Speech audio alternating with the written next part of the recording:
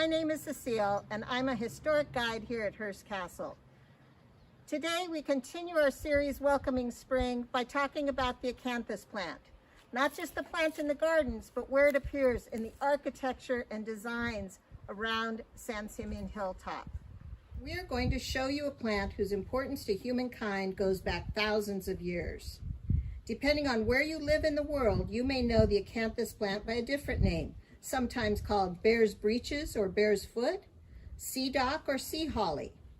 It is native to the Mediterranean region, but thanks to sailors, explorers, and migrating cultures, it can now be found worldwide.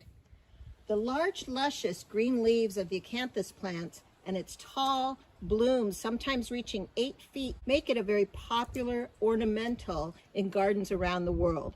And Mr. Hearst made sure they were planted throughout his gardens.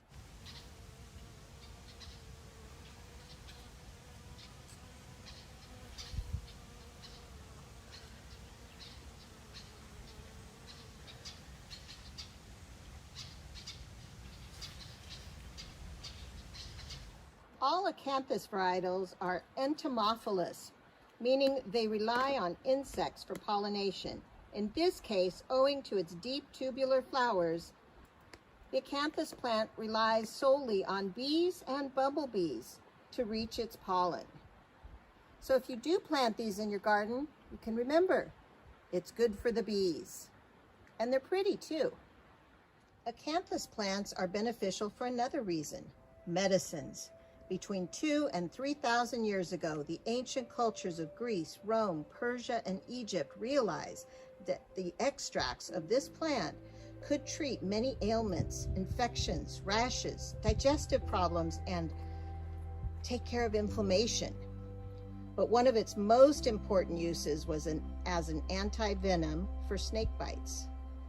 Because of its curative powers and decorative features, the large, curved, spiny leaves, purple and white flower stalks of the Acanthus plants became a symbol of life, longevity, rebirth, and healing.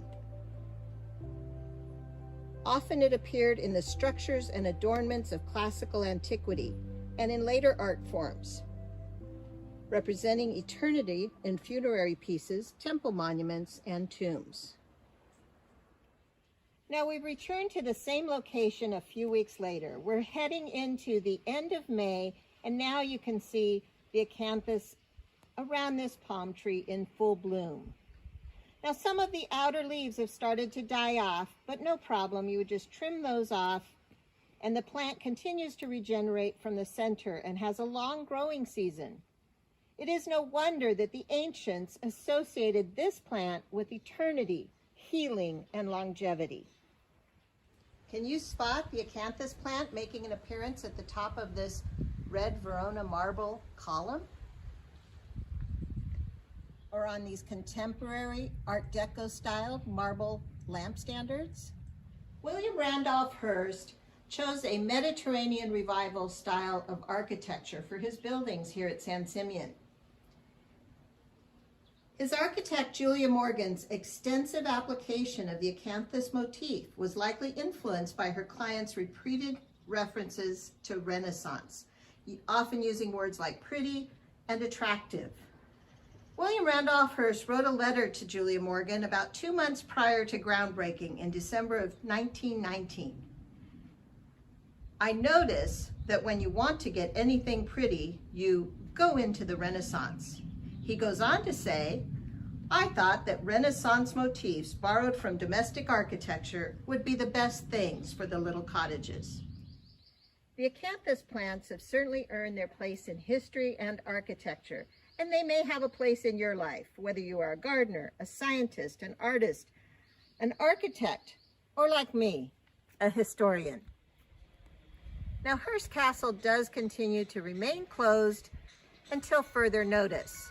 But until then, we'll be here caring for the gardens, the collection, and we hope to see you again soon.